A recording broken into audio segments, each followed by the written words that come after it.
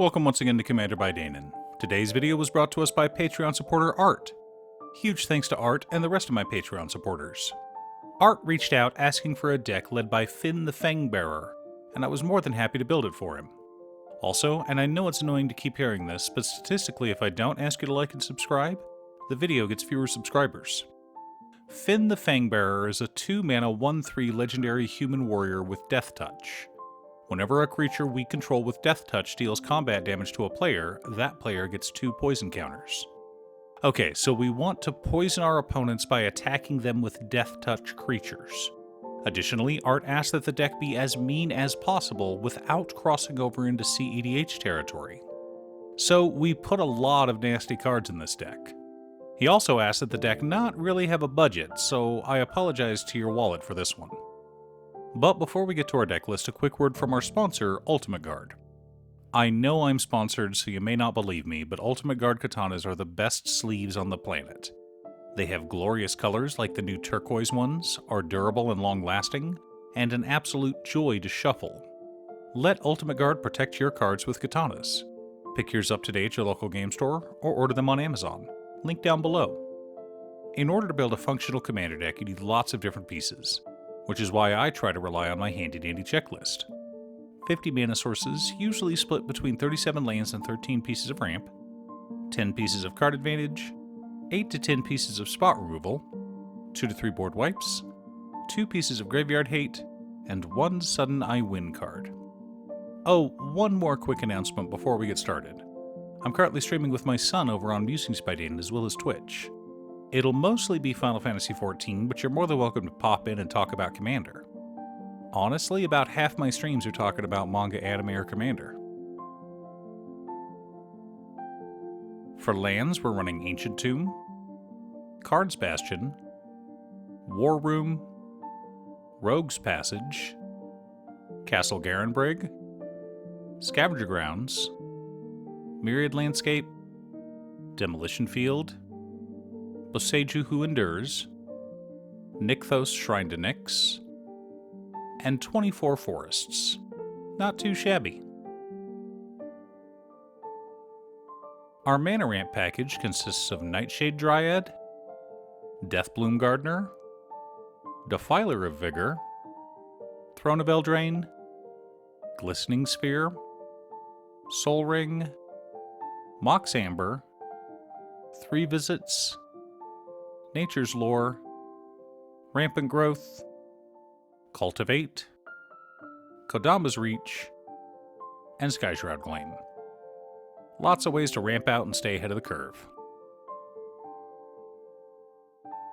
For card advantage, we're running Oran Frostfang, Unnatural Restoration, Archdruid's Charm, Sylvan Library, Beast Whisperer, Guardian Project, Toski, Bearer of Secrets, Skullwinder, Rotwolf, Worldly Tutor, The Great Henge, Finale of Devastation, and Tribute to the World Tree.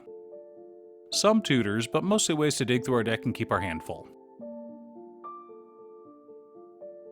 Our interaction and spot removal package consists of Infectious Bite, Heroic Intervention, Cankerbloom, Viridian Corruptor, Acidic Slime, Veil of Summer, Beast Within, Legolas's Quick Reflexes, Force of Vigor, Return to Nature, Ram Through, Obscuring Haze, and Nature's Claim. Some protection against board wipes, but mostly ways to keep annoying permanents off the board.